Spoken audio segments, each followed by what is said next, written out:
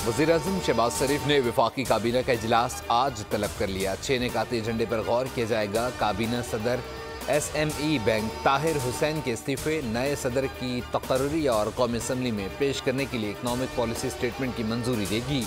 इजलास में साबिक naval chief admiral Amjad Khan Niazi को गैर मुल्की अवार्ड वसूल करने की मंजूरी दी जाएगी। पुलिस तहवील में शहबाज शब्बीर पर तशद्दुद के हवाले से इंक्वायरी कमीशन की तश्कील और कौमी कमीशन बराए ख़वातीन के अरकान की तकर्रुर की मंजूरी भी दी जाएगी।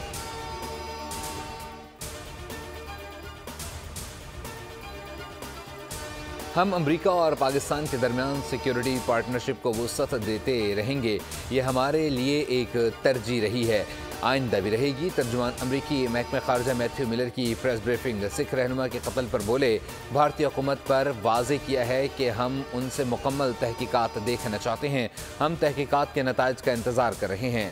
तालिबान को अक़वाम मुत्तहिदा की तरफ से इमदाद पर रद्द-ए-अमल में कहा कि ये यकीनी बनाया जाए कि इमदाद उन तक पहुँचे जिन्हें इसकी ज़रूरत है। कोशिश करते हैं कि अमरीका इमदाद का बिलवास्ता तौर पर तालिबान को फ़ायदा न पहुँच सके। जजेस को मशकूक चिट्ठियों का सिलसिला मजीद गंभीर। इस्लामाबाद हाई कोर्ट के बाद सुप्रीम कोर्ट और लाहौर हाई कोर्ट के जजेस को भी मशकूक ख़त मौसूल। सुप्रीम कोर्ट के चीफ जस्टिस समेत 5 जजेस को धमकी आमेज ख़त भेजे गए।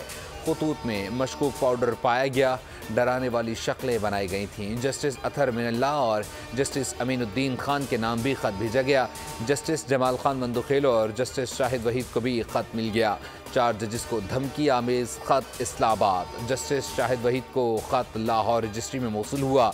लाहौर हाई कोर्ट के 2 जजेस को भी ख़त मौसूल। चीफ जस्टिस को लिखे गए ख़त का मुकदमा दर्ज।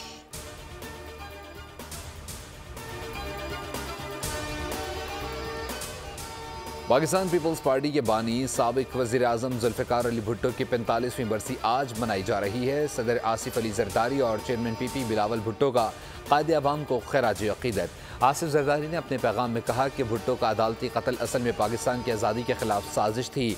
बिलावल भुट्टो बोले, क़ायदे अवाम ने अवाम को शऊर, बोलने के लिए ज़बान और सर उठाकर जीने का सलीका सिखाया।